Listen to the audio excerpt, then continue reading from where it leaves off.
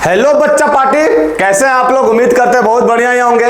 आज बाबू हम लोग जो है सो डिटर्मिनेंट्स के बारे में जानेंगे। हम आप लोग को बताएं कि कोई सा भी चैप्टर स्टार्ट करते हैं तो सबसे पहले उसका कंसेप्ट पूरा ऑल ओवर कंसेप्ट देखते हैं, उसके बाद हम लोग क्वेश्चन में मूव करते हैं। तो आज डिटर्मिनेंट का फर्स्ट क्लास है बाबू, तो आज जानेंगे इसके बेसिक कंसेप्ट कि क्या क्या डिटर्मिनेंट्स में हम लोग को पढ़ना है ना। तो चलिए बिना लेट के स्टार्ट करते हैं आपके अपने प्यारे से यूट्यूब चैनल ब्राइट फ्यूचर पे। और स्टार्ट करने से पहले आप लोग के बीच एक शेर अर्ज है, वो शेर क्या सुनिए कि सपने एक देखोगे मुश्किलें हजार आएगी, सपने एक देखोगे मुश्किलें हजार आएगी, लेकिन वो मंजर बड़ा खूबसूरत होगा जब कामयाबी शोर मचाएगी, है ना। तो इसीलिए आप जनरल से देखते होंगे आपने जनरल लाइफ में कि आप अगर एक चीज को करना चाहो तो 10 प्रॉब्लम आ जाते हैं।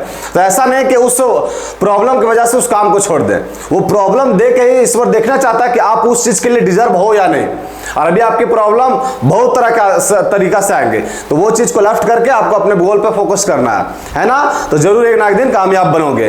तो चलिए इसी पॉजिटिविटी के साथ आज की क्लास का शुभारंभ करते हैं। देखिए बाबू, डिटर्मिनेंट में हम लोग को पढ़ना क्या है। तो सबसे पहले हम लोग जानते हैं क्या चीज कि ये जो वर्ड लिखा हुआ डिटर्मिनेंट ये होता क्या है ना। ये वर्ड जो लिखा हुआ डिटर्मिनेंट ये होता क्या है।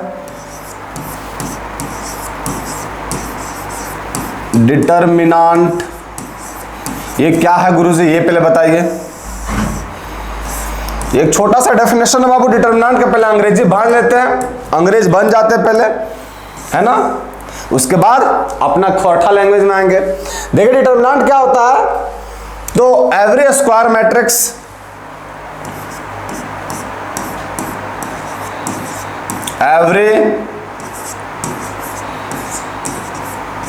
Square matrix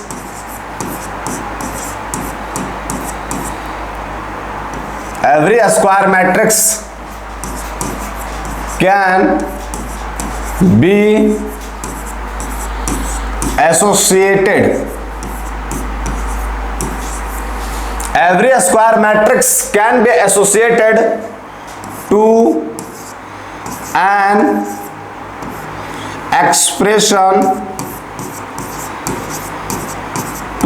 expression or a number which is known as its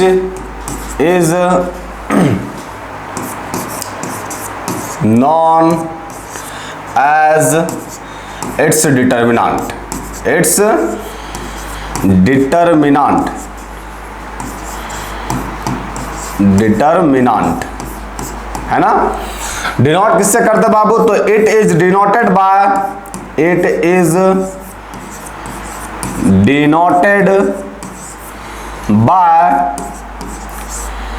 determinant of A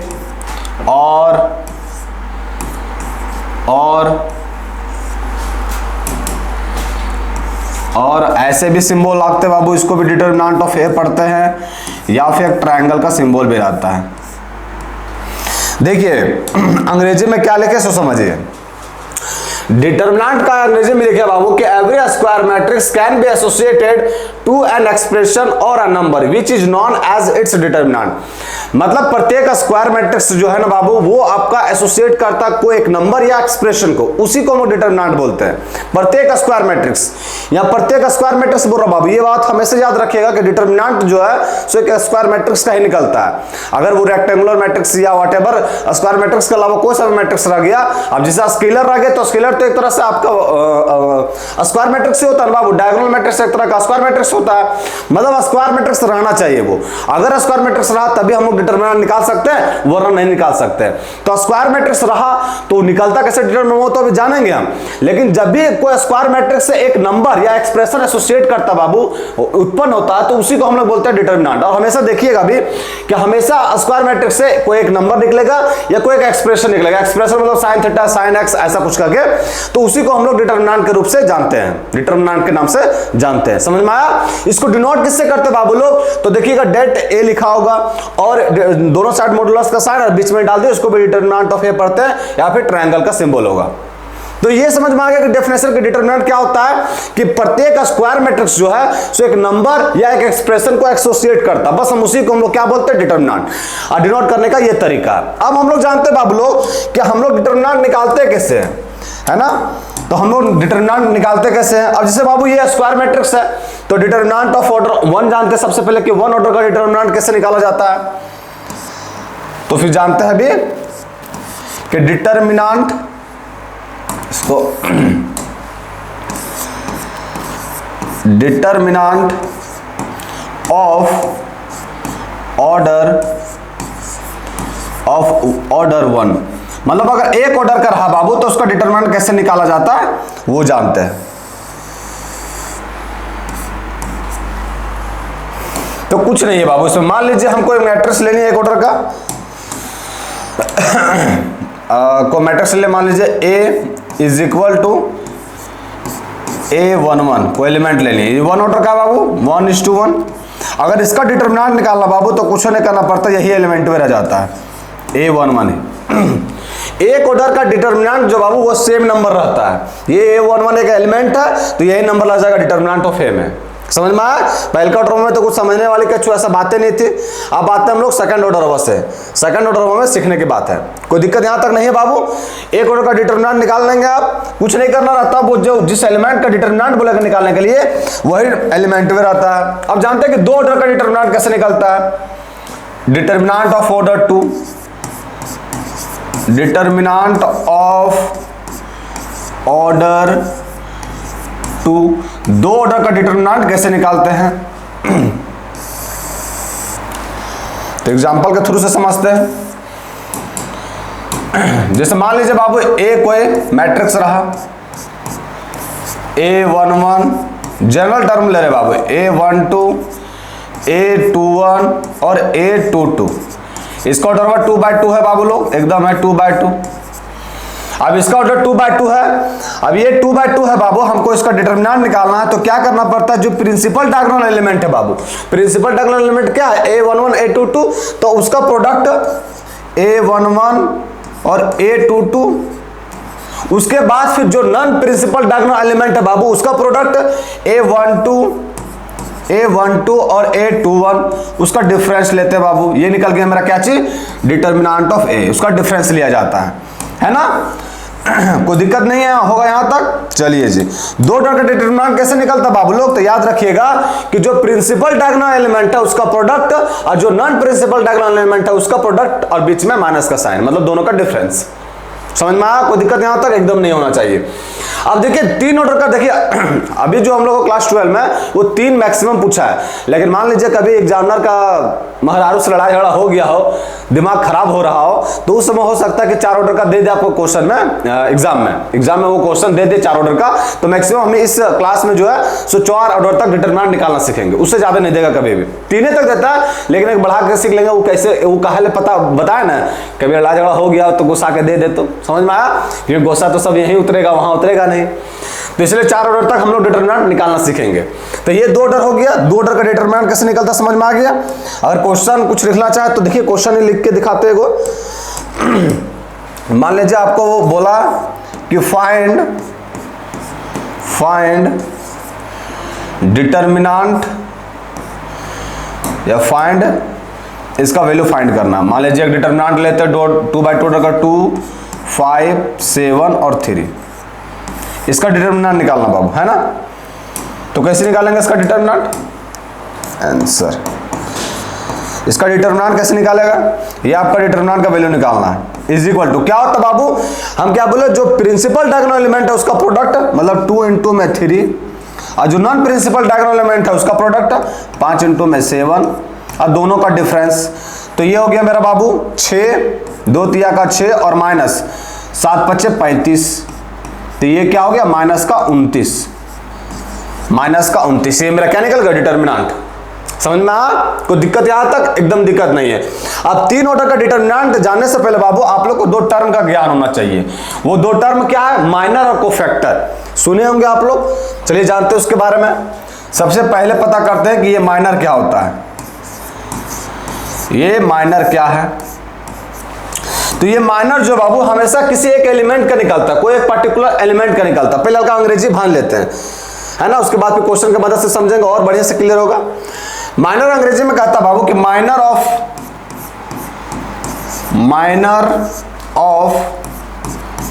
an element, minor of an element Aij of determinant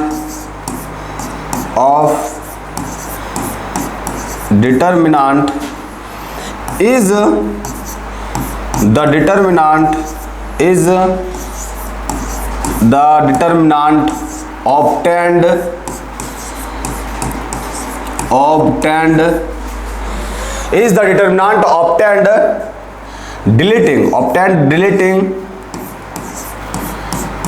deleting minor of an element Aij of determinant is the determinant obtained by deleting ith row and jth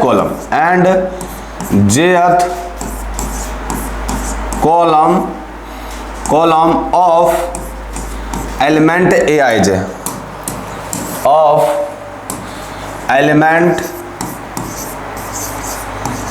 element Aij।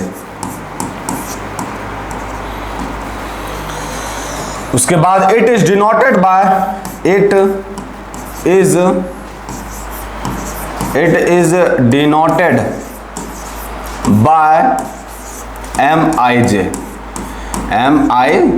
क्या लिखे बाबू, देखिए अंग्रेजी में कि minor of an element Aij of determinant is the determinant obtained by deleting ith row and jth column of element Aij, it is denoted by Mij। मतलब हम आप लोगों को भी बताया बाबू कि माइनर जो है किसी पर्टिकुलर एक एलिमेंट का ही निकलता है। वो कैसे निकलता है, मान लीजिए जिस पोजीशन पे एलिमेंट रखा हुआ है, अभी क्वेश्चन में बताएंगे आप लोग को कि जिस पोजीशन पे कोई एलिमेंट रखा हुआ बाबू, उस पोजीशन का अगर हमको निकालना है माइनर, उस एलिमेंटों का माइनर निकालना, तो जिस पोजीशन पे रखा हुआ उसका ith रो और jth कॉलम को डिलीट कर दीजिए और जो एलिमेंट बच्चा बाबू उसका आप लोग डिटर्मिनेंट निकाल लीजिए, बस वही माइनर कहलाएगा। समझ में आया? क्वेश्चन की मदद से देखिए बाबू, क्वेश्चन आते, क्वेश्चन करते, क्वेश्चन में आपका है बाबू कि फाइंड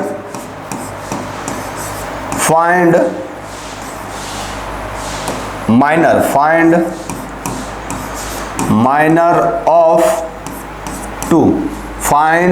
ऑफ टू इन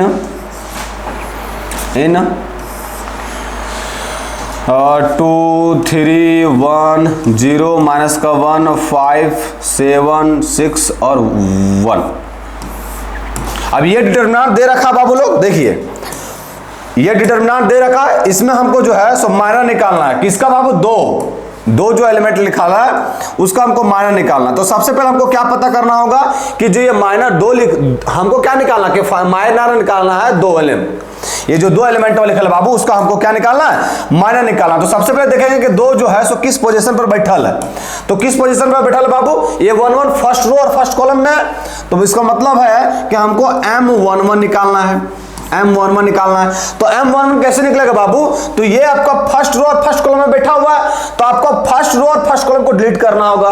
तो ये बचा क्या बाबू? -1 बचा क्या आपका? -1 5 और 6 और 1, और इसका आपको डिटर्मिनेंट निकालना होगा बाबू, है ना? वही लिखा है बाबू, क्या लिखा हुआ देखिए अंग्रेजी में भी वही लिखा हुआ है कि minor of an element Aij of determinant is the determinant. ये डिटर्मिनेंट होता है ऑब्टेन्ड बाय डिलीटिंग ith रो, इसका ith रो को और jth कॉलम को, मतलब ये एलिमेंट जो लिए हैं Aij, इसके ith रो को और jth कॉलम को डिलीट करने के बाद जो एलिमेंट बचता है उसका अगर डिटर्मिनेंट निकालेंगे उसी को हम लोग क्या बोलते हैं? माइनर।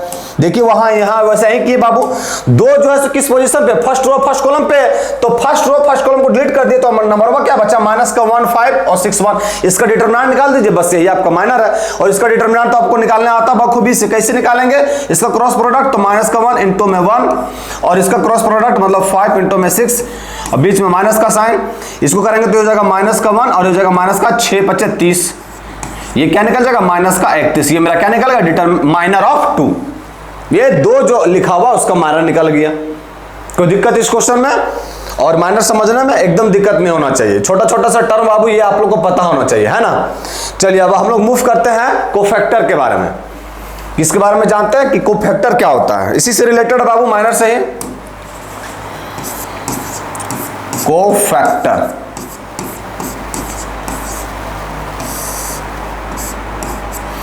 कोफैक्टर क्या होता है बाबू?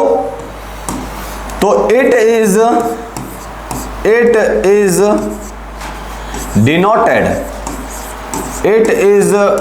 denoted by aij और cij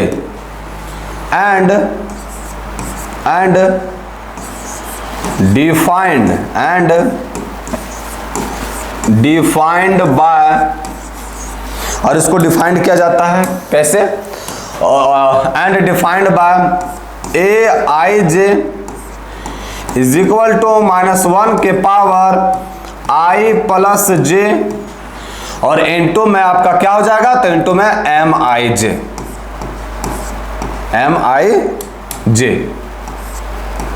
मतलब बाबू इसको जो है आपका कोफैक्टर, वो कोफैक्टर क्या होता है? तो इसको सबसे पहले डिनोट करते हैं, कहीं लिखा होगा aij या cij से। ij क्या होता है आपका? वो पोजीशन दिखाता है किसी भी मैट्रिक्स के एलिमेंट का। उसके बाद डिफाइन होता है ये aij इज इक्वल टू -1 के पावर i प्लस j, मतलब कितना रो कितना कॉलम उसी का समेशन, और इनटू में mij क्या आपका माइनर। मतलब इसमें चेंज क्या हुआ? तो इसमें चेंज हुआ कि जो आपका जिस पोजीशन पे वो एलिमेंट हुआ है उसका माइनस का पावर हो जाता है जिस पोजीशन पे वो एलिमेंट है, रो प्लस का कॉलम, और इनटू में क्या रहता है? ये आपका माइनर लेता है ना। अब देखिए क्वेश्चन करते हैं बाबू कोफैक्टर से रिलेटेड। तो आपको फाइंड करना है, फाइंड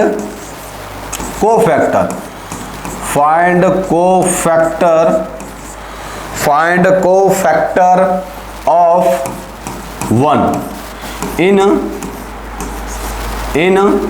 डिटर्मिनेंट आपका दे रखा है 2 3 0 माइनस का 1 1 5 0 0 और 6, ये आपका दे रखा है बाबू डिटर्मिनेंट। और इसका हमको क्या निकालना है? कोफैक्टर, है ना। कोफैक्टर निकालना किसका? एक का कोफैक्टर निकालना है, एक का। कैसे निकालेंगे बाबू? तो सबसे पहले आप लोग देखिए कि एक जो है किस पोजीशन पे है बाबू? 2 रो 2 कॉलम, मतलब सेकंड रो सेकंड कॉलम में है, तो इसका पोजीशन जो है A22 है, A22 है ना। सेकंड रो सेकंड कॉलम में स्थित है 2 1 एकदम है। अब इसका क्या होता है? मान ये क्या होता है? A22 ये पोजीशन लिखा गया, तो -1 के पावर क्या लिखते हैं बाबू? ये पोजीशन का समेशन, मतलब जितना रो जितना कॉलम है उसका समेशन, तो 2 प्लस का 2, और इंटू में क्या लिखा था बाबू लोग? तो इंटू में लिखा है mij, माइनर निकालना है किसका? i के जगह पर क्या है? 2, और j के जगह पर भी 2 है, बस ये दे दिया। अब देखिए बाबू किसी भी नेगेटिव नंबर का पावर में अगर इवन नंबर रहा तो वो पॉजिटिव बना देता है, और किसी भी नेगेटिव नंबर का पावर अगर ऑड नंबर रहा तो वो नेगेटिव बना देता है। अब 2 + 2 4 होता है, तो ये क्या है? इवन नंबर, तो ये बन जाएगा पॉजिटिव। तो मिला जुला के हमको m22 निकालना है, m22। अब बताइए बाबू m22 कैसे निकालते हैं? अभी तुरंत बताए हैं माइनर निकालने का तरीका कि आपको ये दूसरा रो दूसरा कॉलम में है, तो आपको दूसरा का रो हुआ, दूसरा का कॉलम डिलीट कर दीजिए, तो बच्चा का एलिमेंट हुआ, तो एलिमेंट बचा 2 0 2 0 और 0 6, यही ना बचा। ये रो हुआ और ये कॉलम को डिलीट कर दिया बाबू, तो 2 0 0 6 बचा, और इसका आप डिटर्मिनेंट निकाल दीजिए। इसका क्या निकाल दीजिए? डिटर्मिनेंट। क्रॉस मल्टीप्लाई, तो 2 6 12 और माइनस का 0, ये क्या हो जाएगा? 12। तो ये जो 12 निकला, ये क्या निकला? माइनर। अब ये जो माइनर निकला इसमें पुट कर दीजिए, कोफैक्टर भी मेरा क्या निकल जाएगा? 12।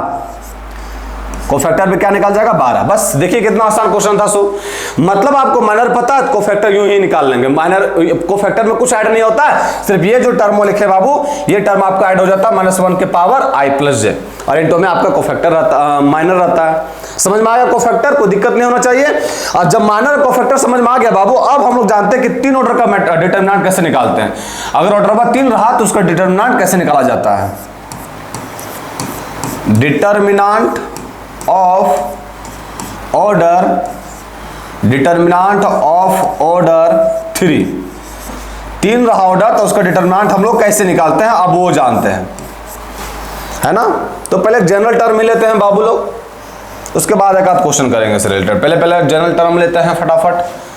जनरल टर्म मान लीजिए आपका एलिमेंटवा जो है A11, A12, A13, A21, A22, A23, A31, A32 और A33। ये आपका 3x3 ऑर्डर का है ना, ये 3x3 ऑर्डर का है, एकदम है गुरुजी। अब हमको इसका डिटर्मिनेंट निकालना है। इसका क्या निकालना है? डिटर्मिनेंट। तो देखिए बाबू, डिटर्मिनेंट 3 ऑर्डर का निकालने के लिए आपको क्या करना होगा, तो आपको किसी भी एक रो या किसी भी एक कॉलम से एक्सपेंड कर सकते हैं, किसी भी। लेकिन एक बात ध्यान में रखिएगा, आप हमेशा जो साइन दीजिएगा बाबू, ये कोशिश कीजिएगा जो फर्स्ट एलिमेंट है बाबू उसी से साइन लगाए। और साइन लगता कैसे? अल्टरनेट साइन जाता बाबू। मान लीजिए हम फर्स्ट रो के अलोंग एक्सपेंड करें, कहीं से भी कीजिए कोई दिक्कत नहीं, आप साइन हमेशा यहीं से लगा लिएगा। तो साइन यहां से कर लाता है, प्लस आता पहले, फिर आएगा माइनस, फिर आएगा आपका प्लस, ये प्लस रहा फिर हो जाएगा माइनस, फिर माइनस रहा तो ये हो जाएगा प्लस, प्लस माइनस हो जाएगा, ये हो गया माइनस तो ये हो जाएगा प्लस माइनस और प्लस। मतलब साइन आपका हमेशा अल्टरनेट जाएगा। और साइन आप कोशिश कीजिएगा जो फर्स्ट एलिमेंट है आप यहीं से स्टार्ट करें, तब फिर गड़बड़ाइएगा नहीं। पोजीशन आपका जो फर्स्ट पोजीशन पे जो एलिमेंट में रखा है कोशिश कीजिएगा वहीं से साइन डिनोट करें, है ना। तो आप किसी रो और किसी भी कॉलम के अलोंग एक्सपेंड कर सकते हैं, तुम स्वतंत्र है। और एक्सपेंड करने से पहले आपको साइन निर्णय करना पड़ेगा कि आपको साइन क्या होगा। सो साइन क्या करने के लिए, मतलब साइन डिनोट करने के लिए हमको क्या जानना है बाबू, कि सबसे पहले का एलिमेंट से हमको साइन का नोटेशन देना है ना, सबसे पहले का एलिमेंट से, तो गड़बड़ाइएगा नहीं। अब देखिए हम जो है सो यहां एक्सपेंड करते हैं, किसी रो और किसी कॉलम में एक्सपेंड कर सकते, कोई दिक्कत नहीं। तो यहां जो है सो हम एक्सपेंड कर रहे हैं, एक्सपेंड अलोंग R1, मतलब फर्स्ट रो के अलोंग एक्सपेंड कर रहे हैं, फर्स्ट रो के अलोंग एक्सपेंड कर रहे हैं, है ना। तो फर्स्ट रो के अलोंग एक्सपेंड कर रहे हैं बाबू, तो फर्स्ट रो में क्या लिखा है? A11। तो यहां बाबू ये हो जाएगा आपका A11, ये डिटर्मिनेंट का साइन है बाबू लोग। यहां क्या हो जाएगा? तो यहां हो जाएगा आपका A11 प्लस का है बाबू। अब उसके बाद A11 लिखे बाबू, तो इस पोजीशन पे जो माइनर निकला ये तो लिखाएगा ही, लेकिन जो माइनर इसका क्या होगा वो भी लिखना है। यहां डॉट माइनर लिख दे रहे बाबू, वो हम मैट्रिक्स बना नहीं रहे, डिटरमिनेंट बना नहीं रहे। तो माइनर क्या होगा बाबू? माइनर निकालने के लिए क्या करते हैं, ये रो और ये कॉलम को डिलीट करेंगे और ये जो बचा उसका क्रॉस मल्टीप्लाई करेंगे। तो क्रॉस मल्टीप्लाई करेंगे तो क्या होगा? A22 A33, फिर माइनस का साइन, और फिर ये क्या हो जाएगा? A23 और A32 है ना, A22 A33 A23 और A32। फिर उसके बाद देखिए ये आपका प्लस का था तो प्लस लिख दिया, हम R1 के लॉन्ग एक्सपेंड कर रहे हैं तो इधर जाएंगे, तो प्लस का था A1 लिख दिए A11। फिर क्या? माइनस का, तो हो जाएगा माइनस का A12। अब इसका भी हमको माइनर निकालना बाबू। माइनर निकालने का क्या तरीका कि ये इसके ith रो को और jth कॉलम को डिलीट कर दीजिए, तो क्या बचा एलिमेंट में? ये बचा, और इसका क्रॉस कर दीजिए। ये निकालना अब तो आपका आता है, क्वेश्चन के थ्रू बताएं बाबू, ये बार बार लिखना भी सही नहीं रहता है। निकालने का कोशिश कीजिए आप। A21 इसको क्रॉस मल्टीप्लाई करना रहता है, कुछ नहीं करना था। A21 A33 बीच में माइनस का साइन चिपकाइए, और A23 A31 और A31, है ना, A23 और 31। ये हो गया प्लस, ये हो गया माइनस, फिर ये क्या? प्लस, तो प्लस का क्या हो जाएगा? A13। अब इसका भी माइनर निकाल दीजिए, तो ये रो हुआ और ये कॉलम डिलीट हो जाएगा बाबू, ये चीज बचा, और इसका डिटरमिनेंट निकालेंगे तो क्या बचेगा? तो बचेगा मेरा A21 A32 माइनस का A22 और A31। ये निकल गया 3 ऑर्डर का डिटर्मिनेंट। अब ये बाबू आपको लग रहा हो कि क्या एकदम पूरा लंबा नहीं लग रहा है गुरुजी, क्वेश्चन करेंगे बहुत आराम से बनेगा, लेकिन ये कैसे हुआ सो पता चल गया। आप लोग किसी भी रो और किसी भी कॉलम के अलोंग एक्सपेंड कर सकते हैं, बशर्ते आपको ये बात ध्यान में रहना चाहिए कि जब भी किसी रो या किसी कॉलम के अलोंग एक्सपेंड करें तो साइन का नोटेशन करना पड़ेगा।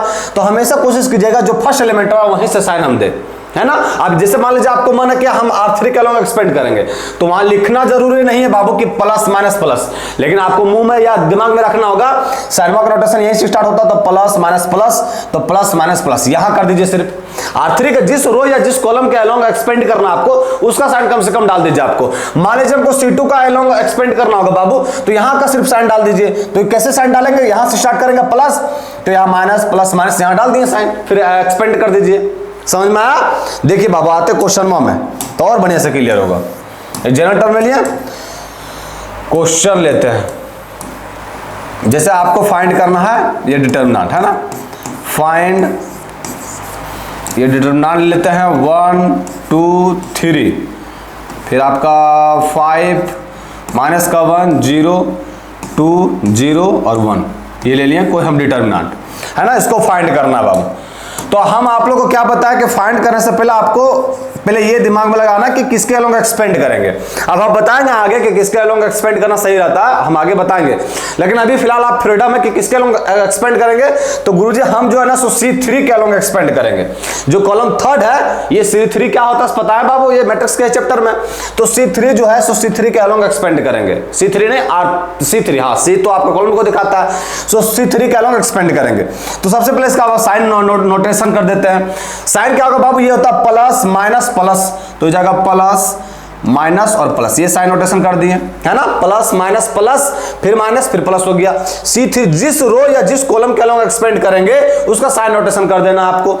उसके बाद कर दीजिए आप, फिर क्या करना है, इसको लिखना पहले 3 और उसके बाद इसका माइनर है ना, इसका 3 लिखना, उसके बाद इसका माइनर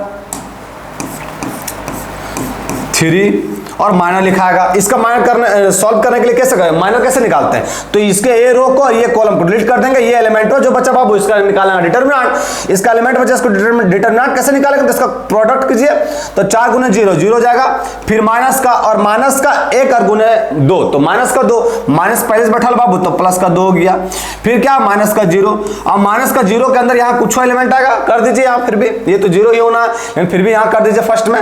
देखिए ये रो और ये कॉलम को डिलीट करेंगे बाबू तो 1 2 2 0 बचेगा, क्रॉस मल्टीप्लाई करेंगे तो बाबू 1 इंटू में 0 0 और हो जाएगा माइनस का 4, फिर प्लस का क्या 1। अब इसके रो और इसके कॉलम को डिलीट कर दिया बाबू तो ये बचा 1 2 4 माइनस का 1, क्रॉस मल्टीप्लाई करेंगे तो माइनस का 1 और माइनस का 8, माइनस का 1 और माइनस का 8 है ना, माइनस का 1 और माइनस का 4 दूनी का 8। अब इसको सॉल्व कर देना बाबू सब, ये होगा 3 दूनी का 6, ये तो आपका बन गया 0 और ये क्या बना माइनस का 1 और माइनस का 8 तो माइनस का 9, ये क्या हो गया 6 माइनस का 9 तो माइनस का 3, तो डिटरमिनेंट का वैल्यू क्या गया माइनस का 3। देखिए कितना आसान था, सो वो जनरल टर्म लिखे इसलिए आप लोग को उलझन लग रहा था, लेकिन ये इजी वही बनता है। जिस रो या जिस कॉलम के अलोंग एक्सपेंड कर रहे हैं सबसे पहले उसको नोटेशन दर्शा दीजिए, साइन नोटेशन। वो जब हो जाएगा बाबू तो बस उसका वो एलिमेंट लिखना, साथ साथ में उसका माइनर निकालते जाना है। समझ में आ गया, कोई दिक्कत नहीं होना चाहिए। अब मान लीजिए अगर 4 ऑर्डर का डिटरमिनेंट रहा तो कैसे निकालेंगे, तो नेक्स्ट स्लाइड में जानते हैं 4 ऑर्डर का डिटरमिनेंट को कैसे निकालते हैं, कैसे सॉल्व करते हैं। ये देता नहीं कभी कभार, लेकिन मान लीजिए कभी दे दिया आपका है ना, तो रिस्क कहा ले लें। डिटरमिनेंट ऑफ ऑर्डर 4, 4 ऑर्डर का डिटरमिनेंट कैसे निकलेगा है ना। मान लीजिए आपका कोई डिटरमिनेंट दे रखा है और देखिए को क्वेश्चन का मदद से समझते हैं ना, 1 2 3 4 0 माइनस का 1 2 3 1 6 7 5 2 3 1 5, ये हो गया 4 बाय 4 ऑर्डर का बाबू है ना, 4 बाय 4 ऑर्डर का, 4 बाय 4। इसका डिटरमिनेंट कैसे निकालते हैं, तो इसमें भी आपको क्या बाबू कि किसी भी रो और किसी भी कॉलम के अलोंग एक्सपेंड करते हैं, साइन आपका अल्टरनेट ही चलेगा, इसमें भी सेम रूल रहेगा बाबू। तो मान लीजिए हम जो है सो अभी एक्सपेंड करते हैं, किसके अलोंग एक्सपेंड करते हैं, तो हम जो है सो एक्सपेंड करते हैं इस बार R2 के अलोंग। तो ये क्या है बाबू प्लस, तो ये क्या हो जाएगा माइनस, ये हो जाएगा प्लस, ये हो जाएगा माइनस और ये हो जाएगा प्लस है ना। साइन आपका यही से स्टार्ट होगा, तो ये हो जाएगा प्लस माइनस प्लस है ना। अब R2 के अलोंग एक्सपेंड कर रहे हैं, किसके अलोंग एक्सपेंड कर रहे हैं, R2 के अलोंग। यहां लिख देना है कि अलोंग एक्सपेंड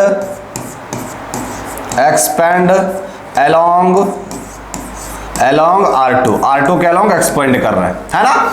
साइन क्या जाएगा बाबू, तो फर्स्ट में आपका 0 है, माइनस का 0 तो माइनस का 0 लिख दिए।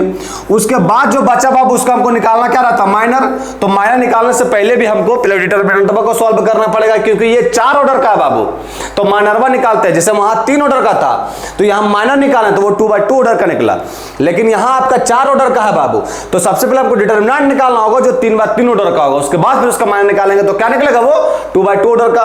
तो जैसे ये 0 लिखे बाबू, ये रो हुआ और ये कॉलम को डिलीट कर दिया बाबू, तो क्या बचा 2 3 4, तो 2 3 4, फिर यहां क्या 6 7 5 6 7 5 और फिर क्या है 6 7 5, उसके बाद आपका 3 1 5, 3 1 5। तो इस मैट्रिक्स को आपको सॉल्व करना होगा, है ना। ये माइनस हो गया, फिर प्लस का, तो प्लस माइनस माइनस ही होगा बाबू, तो माइनस का 1 लिख देते हैं। फिर इसके रो और इसके कॉलम को डिलीट कर दिया बाबू, तो क्या बचा 1 3 4, 1 3 4।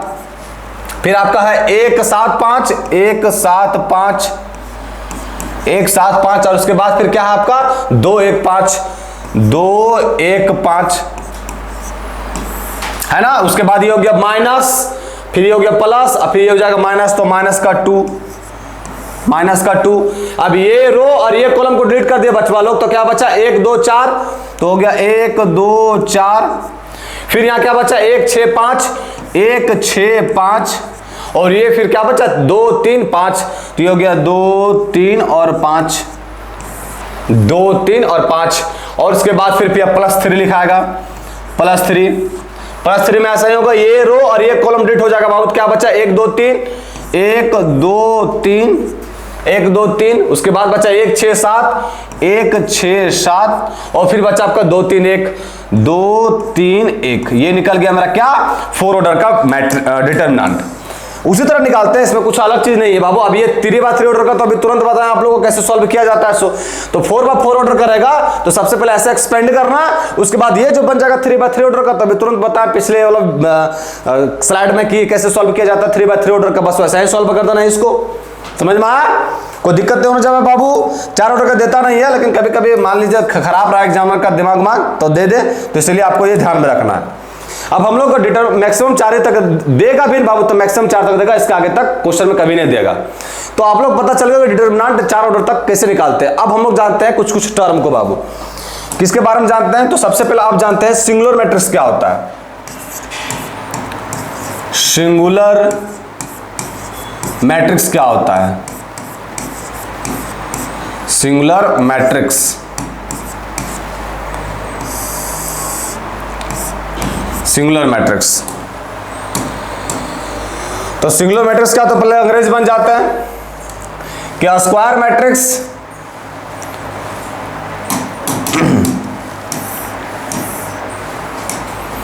Square matrix square matrix square matrix is said to be said to be a singular matrix, a singular matrix, a singular matrix. A square matrix is said to be a singular matrix if its determinant is 0। मतलब बाबू वैसे matrix को हम लोग singular matrix बोलते हैं बाबू जिसका determinant आपका क्या हो 0। क्या हो, जिस मैट्रिक्स का डिटरमिनेंट अगर 0 के इक्वल आ गया बाबू, तो वैसे ही मैट्रिक्स को हम लोग क्या बोलेंगे, सिंगुलर मैट्रिक्स। इससे रिलेटेड क्वेश्चन के साथ तो बाबू समझिए, इसे आपको बोल देगा कि find the value of y if a is equal to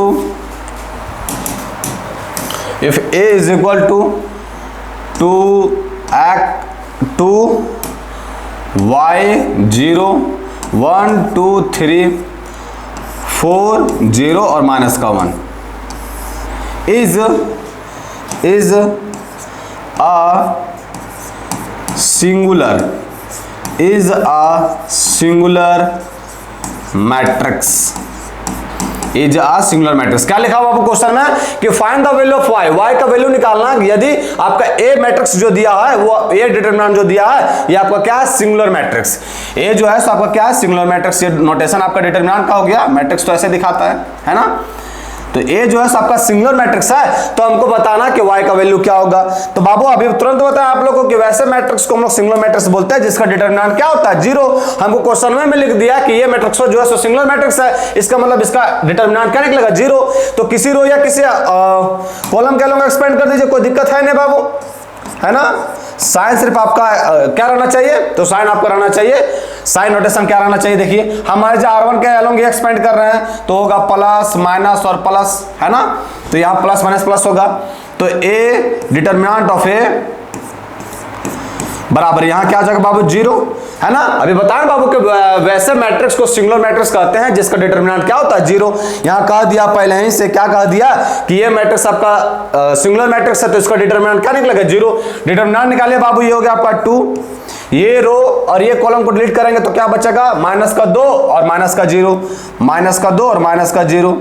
फिर आपका हो जाएगा माइनस का y, ये रो और ये कॉलम को डिलीट करेंगे बाबू तो ये बचे 1 3 और 4 माइनस का 1, क्रॉस मल्टीप्लाई करेंगे बाबू तो क्या हो जाएगा माइनस का 1 और ये जाएगा माइनस 3 चौके 12। फिर ये बचेगा प्लस का 0। फिर ये रो और ये कॉलम को डिलीट करेंगे तो क्या बचेगा 0 माइनस का 8, 0 माइनस का 8। अब देखिए इसको सॉल्व कीजिए बाबू, ये किसके इक्वल होगा 0 के इक्वल, तो 0 के इक्वल डाल दिए। इसको सॉल्व कीजिए तो हो गया माइनस का 4, ये क्या हो गया बाबू माइनस का 12 और माइनस का 1, माइनस का 13 तो जाएगा प्लस का 13 y, और ये तो आपका 0 हो जाएगा इज इक्वल टू क्या बन गया 0। यहां से अगर हम y का वैल्यू निकालेंगे बाबू तो क्या निकलेगा 4/13, 4/13। y का वैल्यू निकालेंगे तो क्या ये उधर चला जाएगा तो 4/13 आ गया मेरा किसका वैल्यू y का value.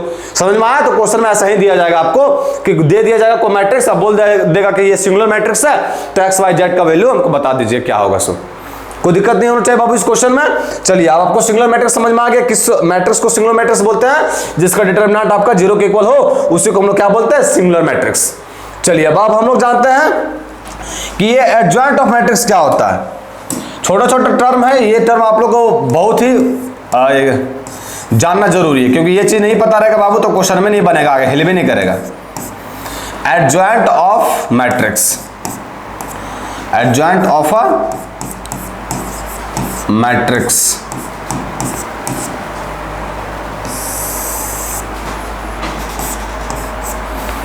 Adjoint of a matrix, किसी भी मैट्रिक्स का एडजॉइंट कैसे निकालते हैं, है ना। तो यहां क्या किए हैं, let A be a square matrix, let A be a square matrix and Cij is the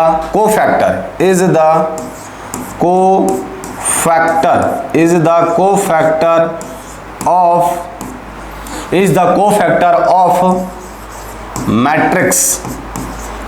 matrix A, then transpose of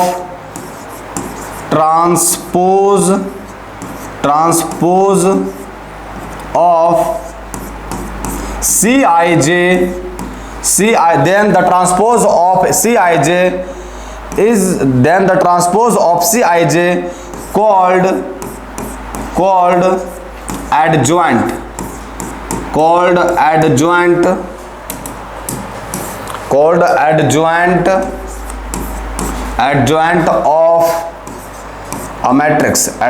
of a matrix, it is denoted by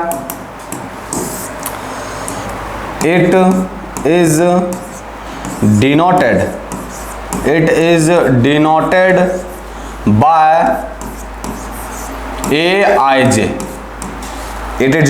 Aij, ने एडजॉइंट लिख रहे हैं ना, तो it is denoted bye ADJ, adjoint short form लिखते हैं और A से डिनोट करते हैं ना, it is denoted bye adjoint of A। अब ये गुरुजी इंग्लिश में क्या लिखे हल्का सा अपना लैंग्वेज में बताइए। देखिए क्या लिखे हैं बाबू, क्या लिखे कि A जो है सो आपका कोई सा भी स्क्वायर मैट्रिक्स है, Cij जो है सो आपका कोई सा भी कोफैक्टर है, मतलब उस मैट्रिक्स का कोफैक्टर है, then the transpose of Cij, तो ये जो आपका कोफैक्टर का ट्रांसपोज निकालिएगा बाबू, उसी को बोलते हैं एडजॉइंट ऑफ मैट्रिक्स। सिंपल सा है, कोई मैट्रिक्स रहता है तो उस मैट्रिक्स का आपका कोफैक्टर कुछ ना कुछ निकलेगा, तो किसी भी मैट्रिक्स का जो कोफैक्टर हुआ बाबू, वो कोफैक्टर हुआ कुछ ना कुछ निकलेगा।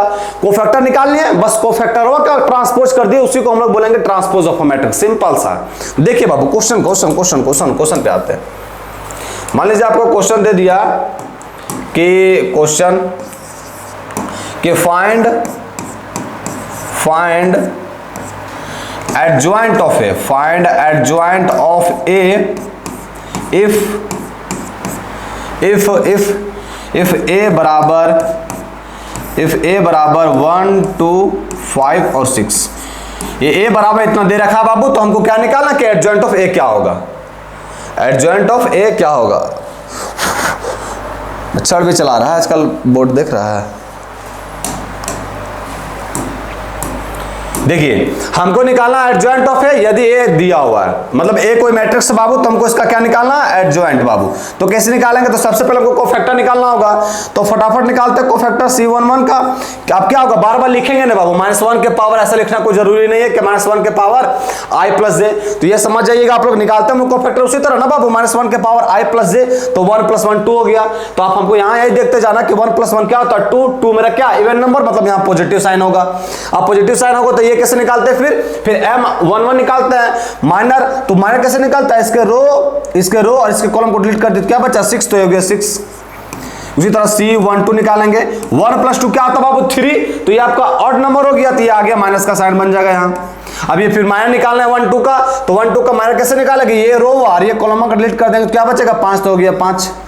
फिर उसी तरह हम A21 निकालेंगे, 2 + 1 क्या होता है 3, ये ऑड नंबर है, तो ये हो जाएगा माइनस का साइन। अब ये रो और ये कॉलम को डिलीट कर देंगे, तो क्या बचेगा 2, तो 2 लिख दिए। और C22 कैसे निकालेंगे, C22 ये हो गया 2 + 2 4 हो गया, ये आपका इवन नंबर है। जब ये इवन नंबर रहा बाबू, तो ये आपका पॉजिटिव साइन आएगा। और C22 का हमको क्या निकालना होगा, माइनर M22। कैसे निकालेंगे, ये रो और ये कॉलम को डिलीट करेंगे, तो क्या बचेगा 1, तो यहाँ 1 लिख दिए। अब ये बाबू क्या निकल गया, तो ये निकल गया मेरा कोफैक्टर, है ना। तो एडजॉइंट ऑफ ए क्या हो जाएगा, तो एडजॉइंट ऑफ ए जो है, एडजॉइंट ऑफ ए जो है बाबू, वो क्या हो जाएगा, तो मेरा C जो आपका कोफैक्टर है वो क्या आया है, तो आया है 6 - 5, 6 - 5 -2 और 1, और इसका आपको क्या कर देना, ट्रांसपोज। बताए थे बाबू कि जो आप निकालेंगे कोफैक्टर उसी का ट्रांसपोज करेगा, तो वो क्या निकल जाएगा, adjoint of A.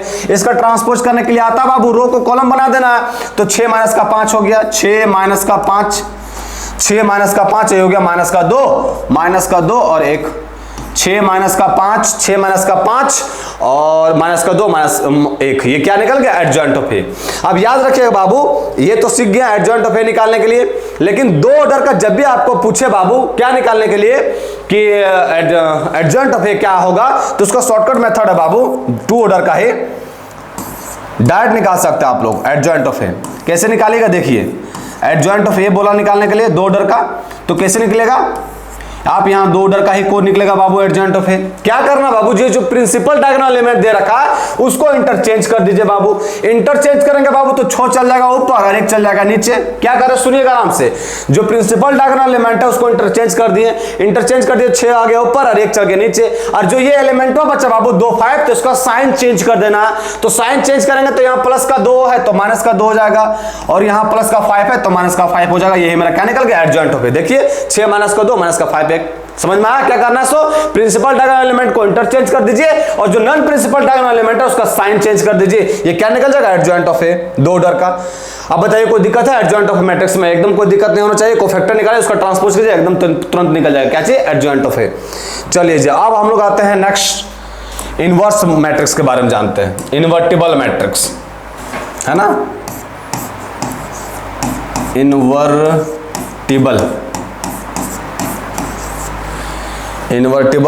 Matrix.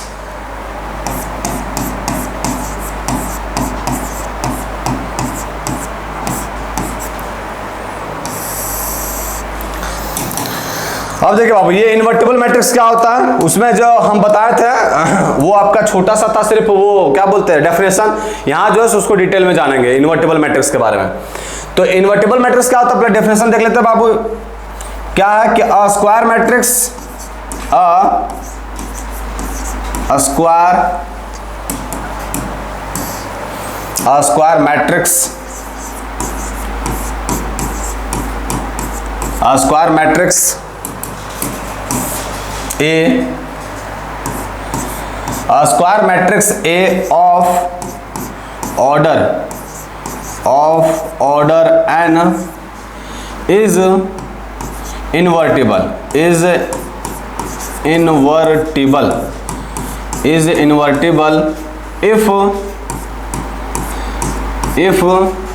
there exists a square matrix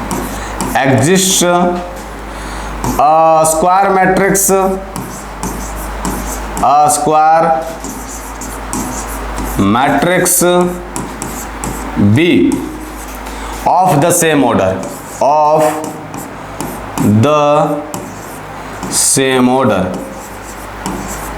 of the same order, such that AB is equal to BA is equal to IN। देखिए क्या लिखे, सो क्या लिखे कि a square matrix of A of order n is invertible if there exists a square matrix B of the same order such that AB is equal to BA is equal to IA। मतलब एक square matrix है बाबू A जिसका order क्या है n, इसको हम लोग invertible matrix कहेंगे कब, जब एक कोई दूसरा स्क्वायर मैट्रिक्स है जिसका ऑर्डर सेम, मतलब जिसका जो ऑर्डर आपका A का है वो ऑर्डर B का भी है, तो इस प्रकार एग्जिस्ट करेगा कि AB बराबर BA बराबर I है ना, तो इसी को हम लोग बोलेंगे कि A आपका इन्वर्टिबल मैट्रिक्स है B का और B जो है इनवर्स है A का। मतलब ये दूसरे आपस में इनवर्स है, A इनवर्स है B का और B इनवर्स है A का। ये कैसे इनवर्स है समझ में आ गया, क्या डेफिनेशन है। सो अब देखिए डेफिनेशन से क्वेश्चन तो इसमें पूछता नहीं, सिर्फ ये आपको जान गए कि डेफिनेशन क्या। सो अब इसमें जो हम बता रहे हैं ये चीज आपको ध्यान में रखना जरूरी है, नोट में लिख लीजिए उसको। तो पहल का आपको क्या बात में याद रखना बाबू, तो पहल का आपको याद रखना है कि आपका जो ये इनवर्स ऑफ मैट्रिक्स निकालते हैं बाबू, ये हमेशा आपका नॉन सिंगुलर मैट्रिक्स का इनवर्स निकलेगा। ये हमेशा आपका नॉन सिंगुलर मैट्रिक्स का इनवर्स निकलेगा। मतलब A इज इन्वर्टिबल,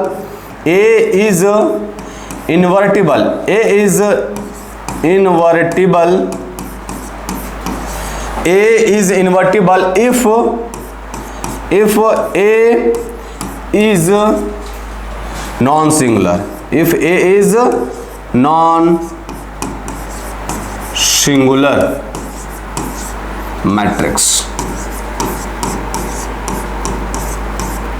मतलब क्या लिखे बाबू कि A जो है सो इन्वर्टिबल होगा कब, जब आपका A जो है सो नॉन सिंगुलर मैट्रिक्स होगा, इफ एंड ओनली इफ। मतलब आपका जब A नॉन सिंगुलर मैट्रिक्स है बाबू तभी आप इनवर्स निकाल सकते हो, वरना नहीं निकाल सकते। और नॉन सिंगुलर मैट्रिक्स क्या होता है, जिसका डिटरमिनेंट जीरो है, जिसका डिटरमिनेंट जीरो नहीं आएगा बाबू उसी का आप लोग निकाल सकते हैं। क्या चीज, इनवर्स। हमेशा ये बात याद रखिएगा, पहला चीज। दूसरा का चीज क्या याद रखना है, तो दूसरा का चीज याद रखना है बाबू, जो आपका इन्वर्टिबल मैट्रिक्स है बाबू ये आपका एक यूनिक इनवर्स देता है। प्रत्येक स्क्वायर मैट्रिक्स जो है सो आपका एक यूनिक इनवर्स देगा। उसके मतलब किसी भी स्क्वायर मैट्रिक्स का भी इनवर्स निकालते हैं बाबू ये यूनिक रहता है, वो ऐसा नहीं कि वो किसी और मैट्रिक्स का इनवर्स निकल जाएगा, है ना। तो ये लिखा है कि every square matrix, every invertible matrix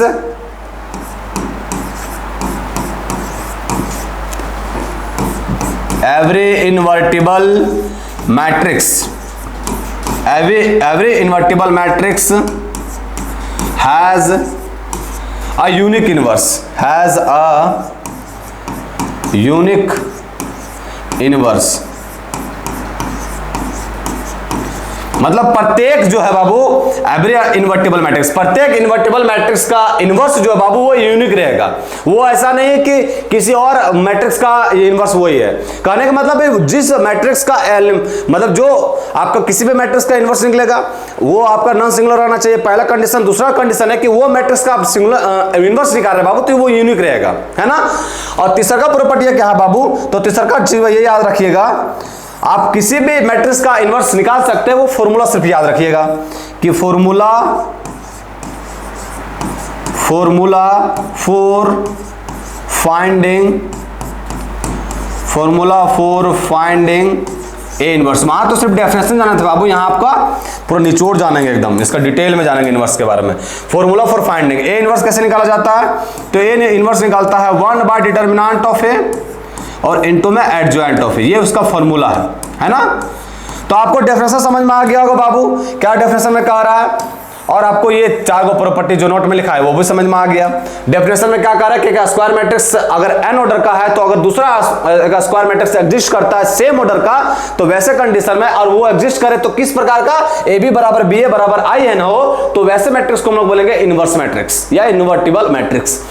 ये आपका इनवर्स होता है ए बी का भी, और बी जो है इनवर्स होता है ए का भी, है ना। उसके बाद नोट में याद रखिएगा बाबू कि इनवर्स मैट्रिक्स हमेशा एक नॉन सिंगुलर मैट्रिक्स का ही निकलता है।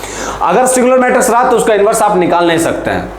लेकिन बाबू यहां अगर हम ये बात इसलिए कर रहे हैं बाबू कि वो नॉन सिंगुलर रहना चाहिए। मान लीजिए सिंगुलर मैट्रिक्स किसको बोलते हैं, जिसका डिटरमिनेंट 0 हो। अब देखो बाबू यहां जिसका डिटरमिनेंट 0 हो जाएगा तो आपका इनडिटरमिनेट फॉर्म दे देगा ना। तो इसीलिए हमेशा याद रखिएगा कि ये चीज अगर 0 रहा तो दिक्कत कर देगा, तो ये चीज 0 नहीं होना चाहिए। और 0 नहीं होना चाहिए इसका मतलब ए जो है आपका नॉन सिंगुलर मैट्रिक्स रहना चाहिए, पहला चीज। और दूसरा चीज है कि किसी भी स्क्वायर मैट्रिक्स का अगर आप निकालेंगे बाबू इन्वर्टिबल, मतलब वो इनवर्स निकालेंगे तो वो यूनिक आएगा।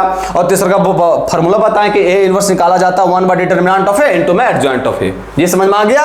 तो इनवर्स में इतना ही कथा था, है ना। अब ये कथा तो इनवर्स के बारे में था, मतलब ये इनवर्स इन्वर्टिबल मैट्रिक्स किसे कहता है और क्या कंडीशन रहता है, इसका प्रॉपर्टियां में जानते हैं कि कौन कौन सा प्रॉपर्टी एग्जिस्ट करता है इन्वर्टिबल मैट्रिक्स में, है ना। तो नेक्स्ट स्लाइड में लिखना आपको कि properties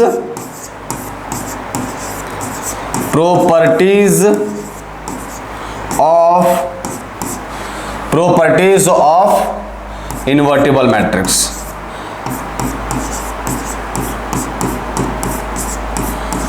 properties of invertible matrix.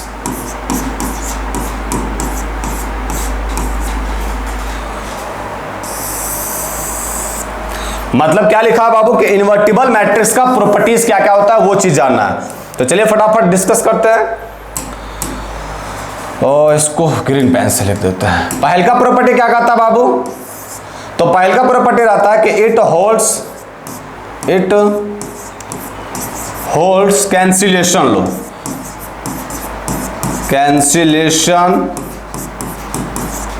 लो। ये जो है बाबू ये कैंसिलेशन लो को होल्ड करता है। कैंसिलेशन लो क्या होता है बच्चा लोग, दैट इज कैंसिलेशन लो क्या होता है, तो अगर मान लीजिए ए बी बराबर ए सी रहा बाबू, तो यहां से आपका बी बराबर सी हो जाएगा, ये बी बराबर सी हो जाएगा। किससे बाबू कैंसिलेशन होगा, तो यह होगा बाय लेफ्ट कैंसिलेशन लॉ से, बाय लेफ्ट कैंसिलेशन लॉ से, है ना। देखिए लेफ्ट साइड में लिखा हुआ ए कैंसिल हो जाएगा। या फिर दूसरा हो सकता है बाबू, एंड अगर बी ए बराबर सी ए रहा बचवा लोग, तो ये भी आपका b बराबर c के इक्वल हो जाएगा। ये किसके थ्रू होगा, तो ये हो जाएगा बाय राइट कैंसिलेशन लो। ए राइट साइड में लिखा हुआ है तो बाय राइट कैंसिलेशन लो।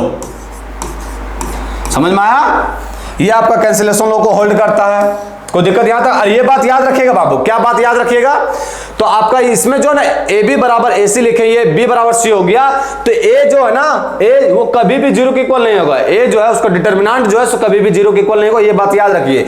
अगर ए का डिटर्मिनेंट 0 के इक्वल आ गया तो ये प्रॉपर्टी होल्ड नहीं करेगा। ये आप एग्जांपल के थ्रू करके देखिएगा, है ना। चलिए नेक्स्ट प्रॉपर्टी में आते हैं।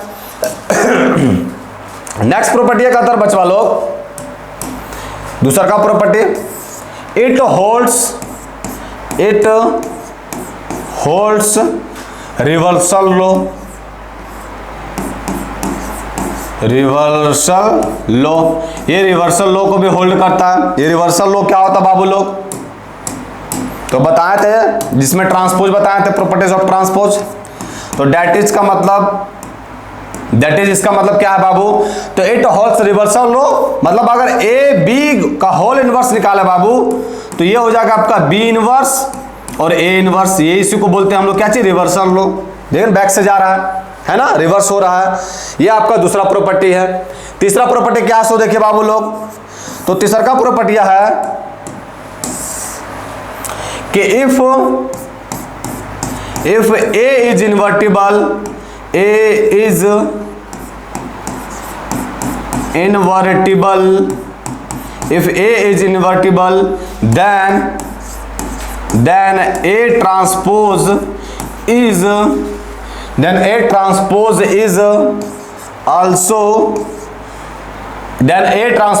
also an invertible। मतलब बाबू कहना चाह रहा है कि यदि ए आपका इन्वर्टिबल मैट्रिक्स है बाबू तो इसका ट्रांसपोज में निकालिएगा तो वो भी आपका क्या होगा, इन्वर्टिबल मैट्रिक्स ही होगा, इन्वर्टिबल ही होगा। जैसे देखिए बाबू, ये कहना चाह रहा है कि ए आपका इन्वर्टिबल हो तो इसका ट्रांसपोज भी कीजिएगा बाबू लोग तो भी वो क्या होगा, इन्वर्टिबल होगा, है ना। ये आपका थर्ड प्रॉपर्टी है। चौथा प्रॉपर्टी में आते हैं। चौथा प्रॉपर्टी का आता है बच्चा लोग कि आपका A, if A is a non singular, if A is a non singular square matrix, non singular square matrix of order n, then, तो यहां से आपको दो चीज याद रखना है, वो क्या है बाबू, देन। तो पहल का है कि अगर एडजॉइंट ऑफ ए और उसका डिटर्मिनेंट निकालेंगे बच्चा लोग तो वो किसके इक्वल होगा, डिटर्मिनेंट ऑफ ए के पावर में n-1। n क्या आपका ऑर्डर हुआ है ना, लिखे ऑर्डर। और दूसरा का प्रॉपर्टी ऐसी में आता बाबू कि आपका एडजॉइंट ऑफ ए रहा बाबू लोग तो इसका फॉर्मूला होता है डिटर्मिनेंट ऑफ ए के पावर में n-2, है ना। डिटर्मिनेंट के पावर में n-2 इनटू में ए होता है। ये आपका चौथा प्रॉपर्टी है ना। पहल का प्रॉपर्टी देखिए, फिर से डिस्कस कर देते हैं। पहल का प्रॉपर्टी क्या, कैंसिलेशन लॉ को होल्ड करता है। ये ए बी बराबर ए सी रहा तो बी बराबर सी होगा लेफ्ट कैंसिलेशन लॉ से। ये याद रखिएगा, ए जो है आपका सिंगुलर मैट्रिक्स नहीं रहना चाहिए, ये नॉन सिंगुलर रहेगा, है ना। उसी तरह बी ए बराबर सी है तो बी बराबर सी होगा राइट कैंसिलेशन लॉ से। दूसरा का प्रॉपर्टी कहता बाबू ये होल्ड करता रिवर्सल लॉ को। रिवर्सल लॉ आपको ट्रांसपोज के केस में बताए थे, ए बी का ट्रांसपोज करते तो उसमें भी आता था बी ट्रांसपोज इनटू में ए ट्रांसपोज, उसी तरह इनवर्स में भी होता है बी इनवर्स इनटू में ए इनवर्स होता है। तीसरा का प्रॉपर्टी कहता बाबू कि अगर ए इन्वर्टिबल मैट्रिक्स है तो आपका ए का ट्रांसपोज उस मैट्रिक्स का अगर ट्रांसपोज भी कीजिएगा तो वो भी आपका क्या होगा, इन्वर्टिबल मैट्रिक्स होगा। चौथा प्रॉपर्टी कहता कि अगर ए आपका नॉन सिंगुलर मैट्रिक्स है बाबू एन ऑर्डर का तो एडजॉइंट ऑफ ए का डिटर्मिनेंट निकालेगा बाबू तो वो होता है डिटर्मिनेंट ऑफ ए के पावर में n-1। और उसी तरह एडजॉइंट ऑफ ए निकालिएगा तो ये होता है डिटर्मिनेंट के पावर में n-2 इनटू में ए। ये चार प्रॉपर्टी आपको एकदम जबान पे रहना चाहिए, है ना। पांचवा प्रॉपर्टी में आता है बाबू लोग। पांचवा प्रॉपर्टी का आता है कि if A and B are non singular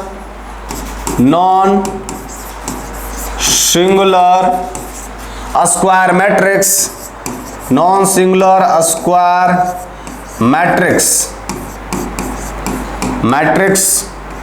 of order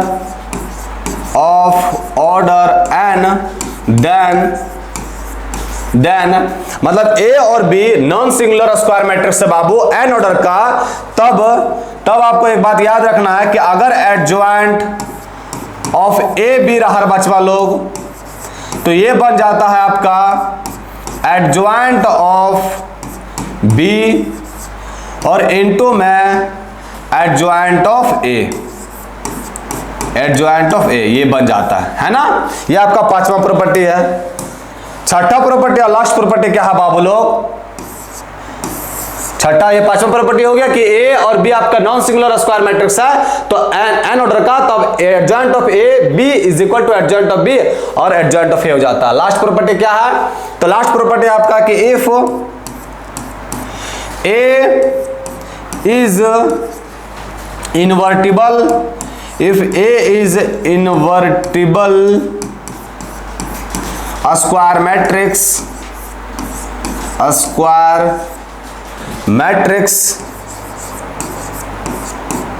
matrix then A आपका इन्वर्टिबल स्क्वायर मैट्रिक्स है बाबू। तो ये बात याद रखिएगा कि अगर हम एडजॉइंट ऑफ ए के ट्रांसपोज निकालें तो ये इक्वल होगा एडजॉइंट ऑफ ए का होल ट्रांसपोज निकालें, है ना। ये आपका 6 प्रॉपर्टी याद रहना चाहिए। पांचवा प्रॉपर्टी देखिए, दो प्रॉपर्टी फिर से डिस्कस कर देते हैं। पांचवा प्रॉपर्टी का था कि ए और बी आपका नॉन सिंगुलर स्क्वायर मैट्रिक्स है बाबू एन ऑर्डर का, तो एडजॉइंट ऑफ ए बी रहा तो याद रखेगा एडजॉइंट ऑफ बी इनटू में एडजॉइंट ऑफ ए होता है। छठा प्रॉपर्टी का था कि आपका इन्वर्टिबल स्क्वायर मैट्रिक्स है बचवा लोग, तो आपका एडजॉइंट ए का ट्रांसपोज ये इक्वल हो जाता, पहले एडजॉइंट ऑफ ए निकालिए उसका फिर ट्रांसपोज निकाल दीजिए। समझ में आया? तो डिटेल में जाना बाबू इनवर्स ऑफ मैट्रिक्स के बारे में 6 प्रॉपर्टी था। अब इससे देखिए जो अभी जितना भी टॉपिक आपके साथ डिस्कस के बाबू, उससे हम कुछ ना कुछ क्वेश्चन ही कराते गए हैं। अब इसमें 2 4 5 6 टॉपिक और रह गए हैं, उसको नेक्स्ट डे हम लोग डिस्कस करेंगे कुछ क्वेश्चन के साथ। जब कंसेप्ट डिस्कस हो जाएगा तो फिर हम लोग क्वेश्चन में आएंगे। तो आज जो है सो हम लोग बता दिए बाबू डिटरमिनेंट क्या होता है, first order, second order, third order का डिटरमिनेंट कैसे निकाला जाता है, सिंगुलर मैट्रिक्स क्या होता है, इनवर्स मैट्रिक्स क्या होता है, उसका प्रॉपर्टीज और एडजॉइंट ऑफ मैट्रिक्स, ये सारे चीज के बारे में डिस्कस कर लिए। अब नेक्स्ट डे और जो कॉन्सेप्ट रह गए उसके बारे में डिस्कस करेंगे, फिर हम लोग क्वेश्चन पे मूव करेंगे। तो आज के लिए इतना है बच्चा लोग, कल मिलेंगे फिर। जय हिंद बच्चा।